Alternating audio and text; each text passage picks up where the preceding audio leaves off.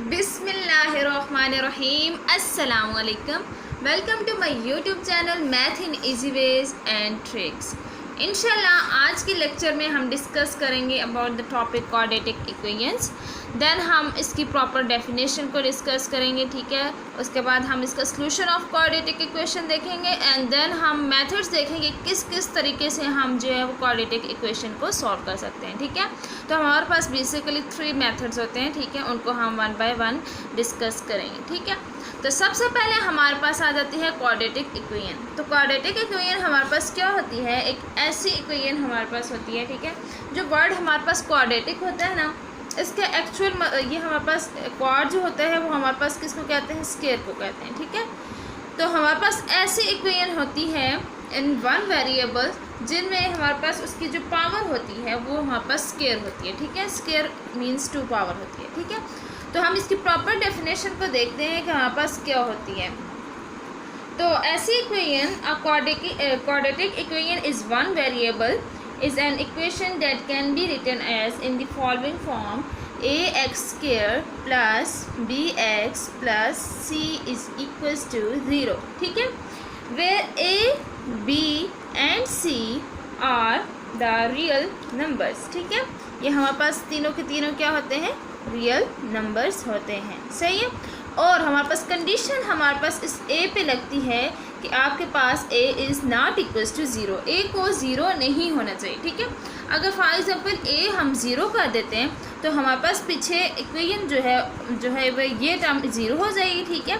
पीछे इक्वेशन जो बचेगी वो bx प्लस c, वो हमारे पास एक लीनियर इक्वेशन की फॉर्म में आ जाएगी, ठीक है। तो जो हमारे पास क्वाड्रेटिक इक्वेशन नहीं होती। तो क्वाड्रेटिक इक्वेशन के लिए हमारे पास मस्ट है कि आपके पास a जो है वो इज़ नॉट इक्वल टू 0 होना चाहिए, ठीक है। ax square plus bx plus c ये हमारे पास एक क्वाड्रेटिक इक्वेशन होती है। तो ये हमारे पास स्क्वायर जो होता है वो किसको शो कर रहा होता है कि ये एक क्वाड्रेटिक इक्वेशन है जिसकी पावर हमारे पास क्या होती है, 2 होती है, सही है।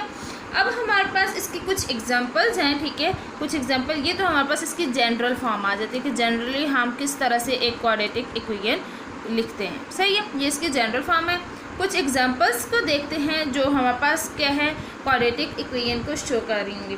तो सबसे पहले हमारे पास आ जाता है x square plus 5x plus 1 is equal to 0, ठीक है। अब यहाँ पे देखने से हमें पता चल रहा है कि हमारे पास जो है वो फर्स्ट एलिमेंट जो है वेरिएबल ax, ये मतलब यहाँ पे a यहाँ पे क्या है, इक्वल्स टू 1 है, ठीक है। तो यहाँ पे 1 मल्टीप्लाई हो रहा है और b हमारे पास यहाँ पे 5 है और c की वैल्यू इक्वल्स टू 1 है। ये हमारे पास तीनों के तीनों क्या होते हैं, रियल नंबर होते हैं, सही है। अब यहाँ पे ये हमारे पास शो हो रहा है कि एक क्वाड्रेटिक इक्वेशन है, सही है। इसी तरह हमारे पास सेकंड आ जाती है x 2x square plus 4x plus 3 equals to 0, सही है। अब ऐसी इक्वेशन जहाँ पे जिसकी पावर वेरिएबल की जो है वो स्क्वायर दे रही हो तो वो हमारे पास जो है वो कौन सी होती है, एक क्वाड्रेटिक इक्वेशन होती है, सही है।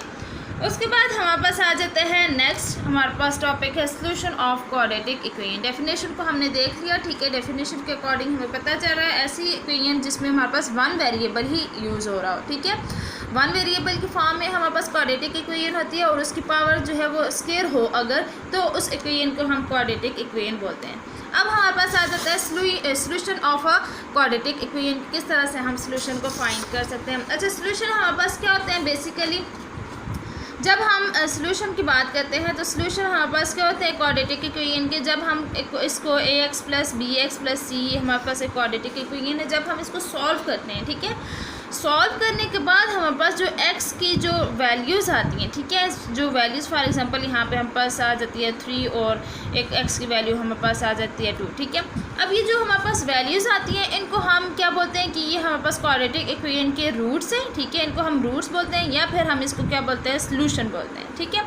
जो क्वाड्रेटिक इक्वेशन को सॉल्व करने के बाद जो हम पास आंसर आता है उसको हम रूट्स या फिर सॉल्यूशन भी बोलते हैं, ठीक है। और जब इन सारे रूट्स और सॉल्यूशन को हम कंबाइंड फॉर्म में लिखते हैं तो उसको हम क्या बोलते हैं, सॉल्यूशन सेट बोलते हैं, ठीक है। उसको हम क्या बोलते हैं, सॉल्यूशन सेट बोलते हैं। जब हम तमाम के तमाम रूट्स और जितने भी हमारे पास सॉल्यूशन होते हैं उनको सॉल्यूशन सेट की फॉर्म लिखते हैं तो हमारे पास कंबाइन करके लिखते हैं तो वो सॉल्यूशन सेट हो जाता है, ठीक है। अब हमारे पास कुछ मेथड्स आ जाते हैं, ठीक है। हमारे पास थर्ड टॉपिक आता है कि कुछ मेथड्स हैं जिनके थ्रू हम जो है वो क्वाड्रेटिक इक्वेशंस को सॉल्व करते हैं। तो सबसे पहले मेथड हमारे पास आ जाता है बाय फैक्टराइजेशन, ठीक है। ये हमारे पास सबसे इजी मेथड होता है जिससे हम जो है वो क्वाड्रेटिक इक्वेशंस को जो है वो इजीली सॉल्व कर सकते हैं। नेक्स्ट हमारे पास आ जाता है बाय कंप्लीटिंग द स्क्वायर। ये भी बहुत इजी मेथड होता है, ठीक है। इसमें हमने स्क्वायर को मतलब कंप्लीट करना होता है, हमारे पास एक फार्मूला बनाना होता है, ठीक है। उसके बाद हमारे पास आंसर आते हैं और देन हमारे पास जो आता है वो बाय क्वाड्रेटिक फार्मूला होता है। एक हमारे पास स्पेसिफिक फार्मूला होता है जिसमें हम ए बी सी की वैल्यूज़ को पुट करते हैं, तो देन हमारे पास आ जाता है आंसर, ठीक है। जब हमारे पास quadratic equation by factorization method या कंप्लीटिंग स्क्वायर के साथ जो है वो नहीं सॉल्व होती, देन हम इस क्वाड्रेटिक फार्मूला के थ्रू इजीली सॉल्व कर सकते हैं, ठीक है। और आज के लेक्चर में हम जस्ट बाय फैक्टराइजेशन मेथड को डिस्कस करेंगे, ठीक है। 1 बाय 1 करके करेंगे इंशाल्लाह। नेक्स्ट वीडियोस में हम कंप्लीटिंग स्क्वायर्स को देखेंगे और क्वाड्रेटिक फार्मूला को भी डिस्कस करेंगे, लेकिन जो है आज हम जो है बाय फैक्टराइजेशन मेथड के साथ जो है हम किस तरह से क्वाड्रेटिक इक्वेशन को सॉल्व कर सकते हैं, ठीक है। उसके लिए हमारे पास अब हम कौन सा फर्स्ट मेथड हमारे पास आ जाता है बाय फैक्टराइजेशन मेथड, ठीक है। बाय फैक्टराइजेशन मेथड, इसके साथ हम देखेंगे किस तरह से हम क्वाड्रेटिक इक्वेशन को सॉल्व कर सकते हैं। उसके लिए हम एक एग्जांपल ले लेते हैं, ठीक है। एग्जांपल के थ्रू करते हैं, आपको इजीली समझ आ जाएगी, सही है। तो बहुत ही इजी मेथड है फैक्टराइजेशन मेथड, ठीक है। देन हम सबसे पहले इसकी एग्जांपल लिखते हैं, ठीक है। तो 2x² फॉर एग्जांपल हमारे पास है 2x² plus 2x minus 11 equals to 1, ठीक है। अब हमारे पास ये एक एग्जांपल है, ठीक है। इसको हमने फैक्टराइजेशन मेथड से सॉल्व करना है। अच्छा, फैक्टराइजेशन मेथड ऐसा मेथड होता है जिसमें हमने फैक्टर्स बना के ना उसकी वैल्यूज़ एक्स की वैल्यूज़ निकालनी होती है, ठीक है। अच्छा, ये हमारे पास एक जो है वो एक इक्वेशन दी गई है, सोल्यूशन इसका हम फाइंड करेंगे। अच्छा, हमारे पास जो जनरल फॉर्म होती है वो हमारे पास क्या होती है, ax² plus bx plus c equals to 0। मतलब कि आपके पास जो राइट हैंड साइड है उसमें मस्ट है कि आपके पास जो है वो 0 होना चाहिए, ठीक है। लेकिन इस इक्वेशन में देखा जाए तो हमारे पास क्या है, 1 दिया गया ना, तो हमने पहले इसको कन्वर्ट करना है इसकी जनरल फॉर्म में, ठीक है। देन हम इसको फर्दर जो है वो सॉल्व आउट करेंगे, सही है। तो सबसे पहले हम इसको लिखते हैं 2x² plus 2x minus 11 equals to 1, ठीक है। अब हमने क्या करना है कि हमने -1 जो है वो दोनों साइड में जो है वो करना है, ऐड करना है, minus plus 2x minus 11 minus 1 is equal to 1 minus 1, ठीक हो गया।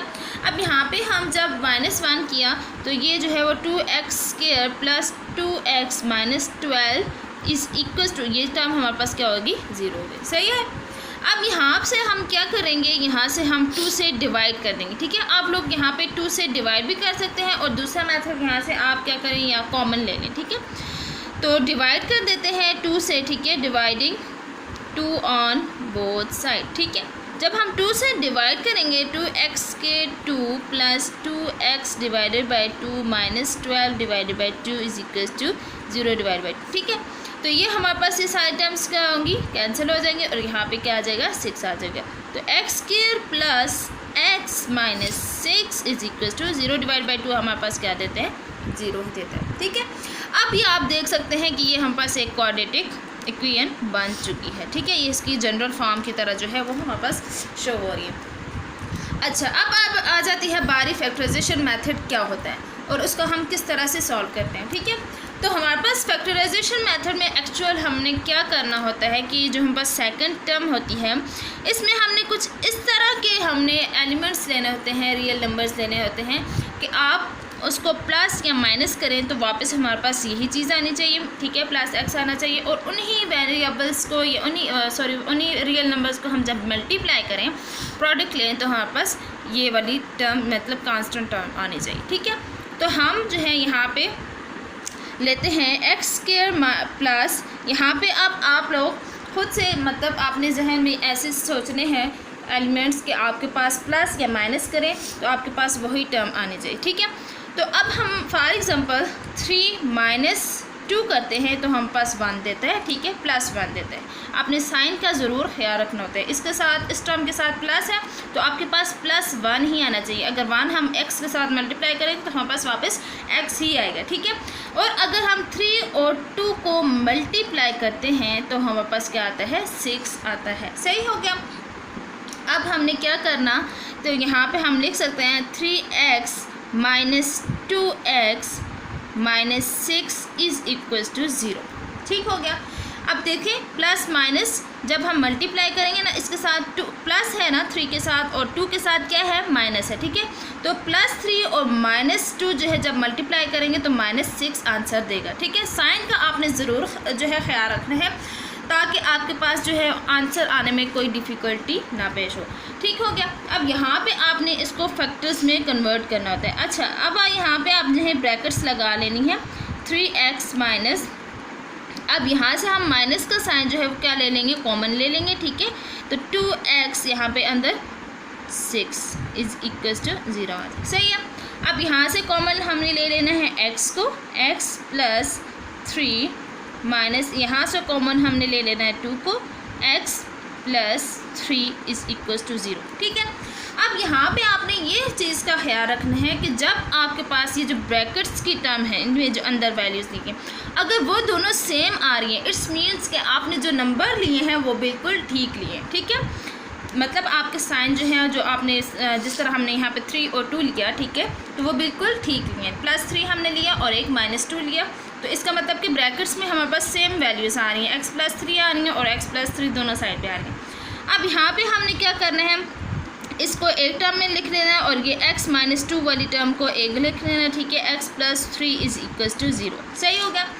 अब इसका मतलब जब दो टर्म्स जो है वो मल्टीप्लाई हो रही हों, ठीक है, प्रोडक्ट में हो और इक्वल्स टू 0 हो, तो इसका मतलब क्या होता है कि या तो एक टर्म जो है वो इक्वल्स टू 0 है या फिर दूसरी टर्म 0 है इक्वल के, ठीक है।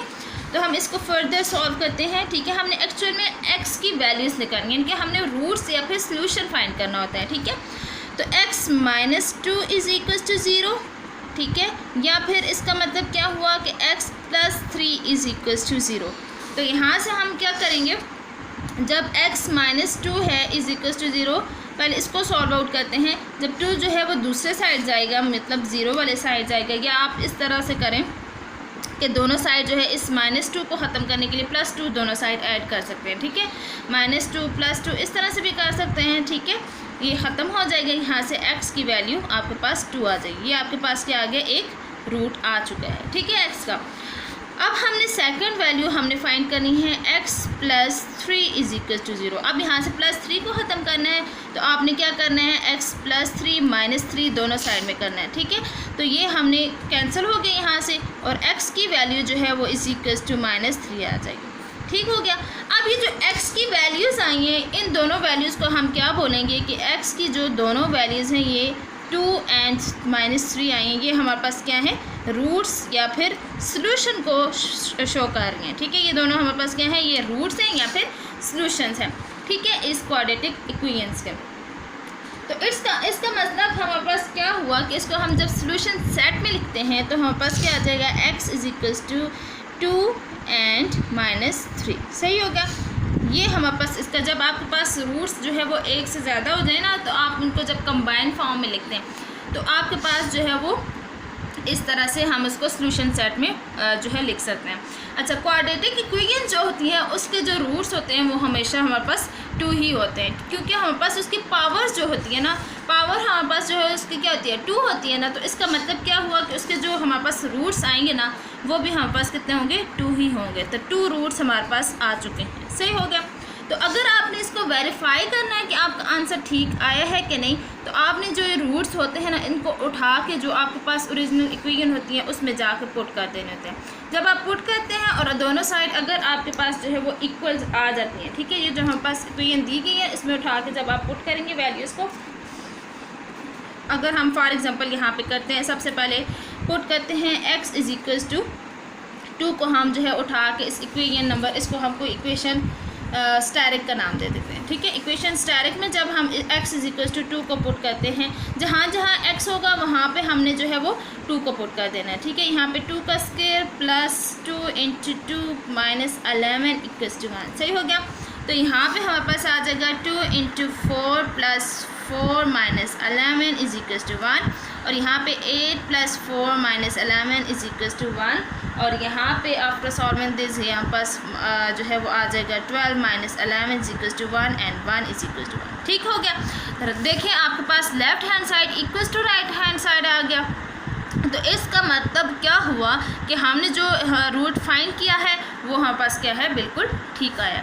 इसी तरह आप जब पुट करते हैं, put x is equal to दूसरा रूट हमारे पास क्या आया था, -3 को जब हम इक्वेशन डायरेक्ट में पुट करेंगे तो हमारे पास क्या आ जाएगा, इक्वेशन डायरेक्ट में पुट करेंगे हमने -3 का स्क्वायर प्लस 2 इंटू -3, ठीक है, -11 इज इक्वल टू 1 आ जाएगा, सही है।